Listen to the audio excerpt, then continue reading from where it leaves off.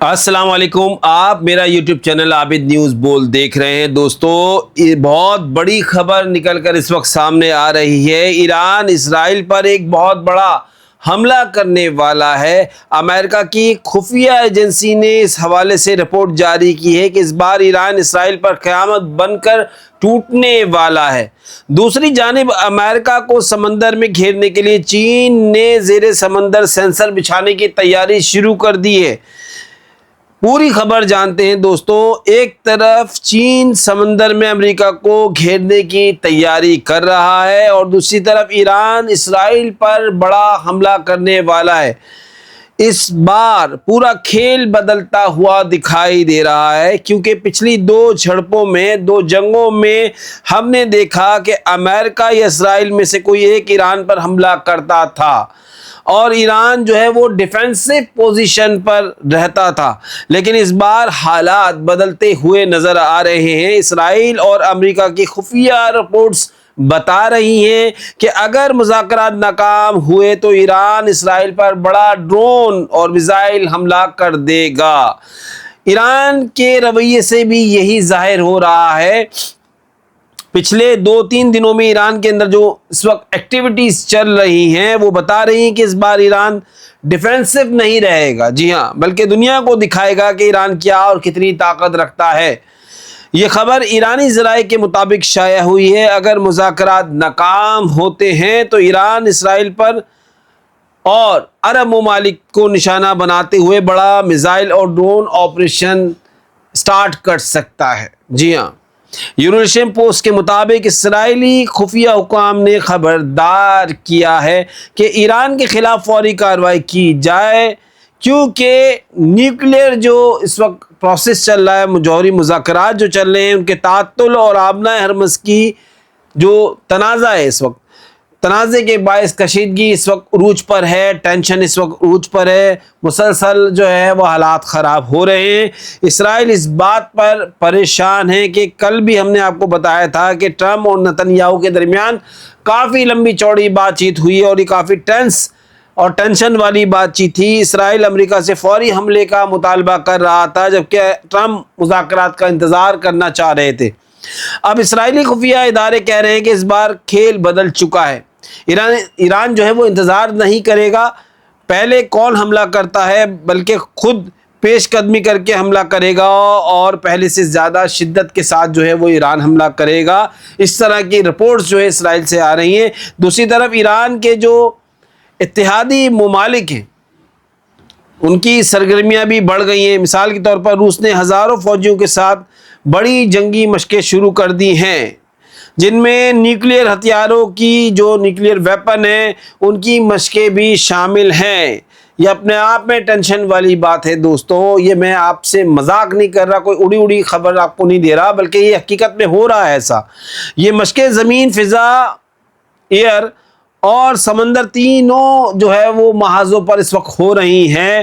اب چین بھی سمندر میں جو ہے ایکٹیو ہو گیا ہے۔ اطلاعات کے مطابق امریکہ نے خفیہ طور پر ایک ایرانی بحری جہاز کو نشانہ بنایا تھا۔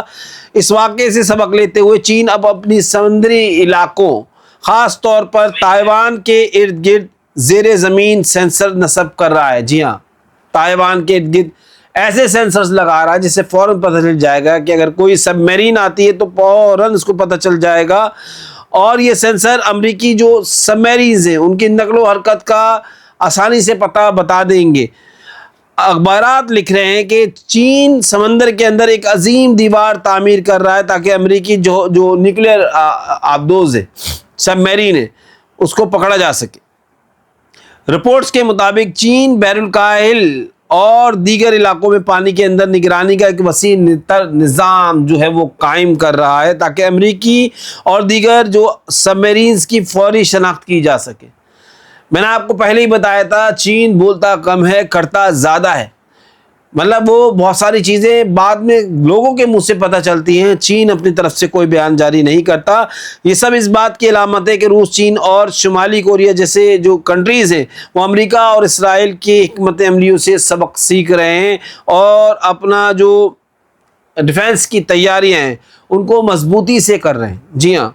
شمالی کوریا کے سربراہ کم جونگ نے جو یہاں تک قانون آپ نے سنا ہوگا بنا دیا ہے کہ مطلب اگر ان پر اٹیک ہوتا ہے یا ان کو کچھ ہو جاتا ہے، کسی اٹیک میں ان کی اساسینیشن ہو جاتی ہے، تو ان کی فوج جو ہے وہ حملہ کر دے گی امریکہ پر اور جو ہے وہ جنوبی کوریا پر. جی ہاں، اور کون سا حملہ کرے گی؟ نیوکلیئر اٹیک کر دے گی. جی ہاں، اس طرح کا وہ قانون بنا دیا انہوں نے، اور اس کا باضابطہ جو ہے وہ اعلان بھی کر دیا ہے. اس طرح پاکستانی جو آرمی چیف ہیں عاصم منیر کے ایران جانے کی خبریں بھی گردش کر رہی ہیں، وہ وہاں پہنچ چکے ہیں. لوگ اس دورے کو مذاکرات کی کامیابی یا ناکامی سے جوڑ رہے ہیں کہ آج کا جو وزٹ ہے آرمی چیف کا، اگر یہ ناکام ہوتا ہے تو جنگ کے چھڑنے کے امکانات بڑھ جائیں گے، اور اگر یہ کامیاب ہو جاتا ہے تو جنگ جو ہے وہ رک جائے گی.